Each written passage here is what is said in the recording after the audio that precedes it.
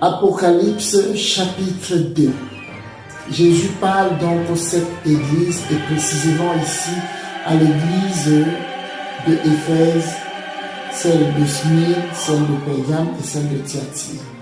Jésus fait une revue des troupes de son église et il encourage, il sanctionne, il recadre, il bénit, il met en garde.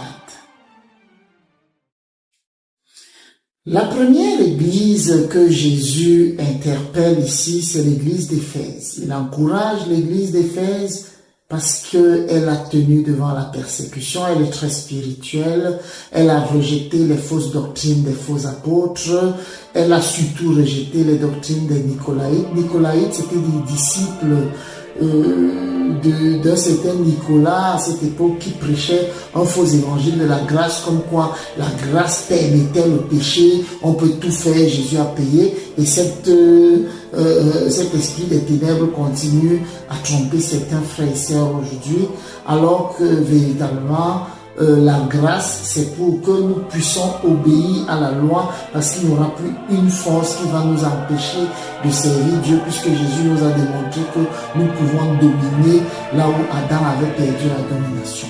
Maintenant, ici, Jésus reproche quand même à l'église d'Éphèse d'avoir perdu son élan de départ. Le premier amour, dit-il. Il dit, tu as perdu ton premier amour, mais Jésus invite toujours à repentance. Il dit, là où tu es tombé, repens-toi, et à la fin, il y aura un encouragement.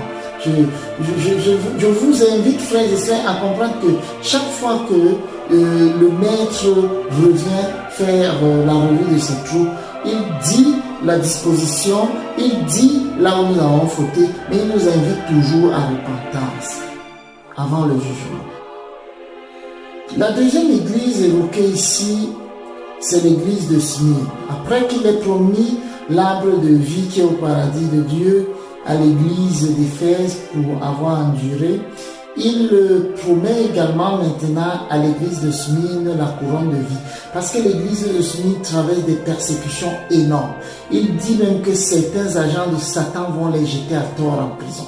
Il dit à cette église que je sais que tu es pauvre bien que tu sois riche, non pauvre matériellement, mais riche spirituellement. Et il dit supporter la persécution jusqu'à la mort.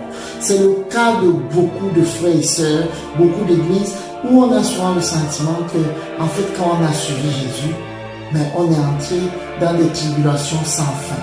Cette exhortation de Jésus, c'est pour encourager les frères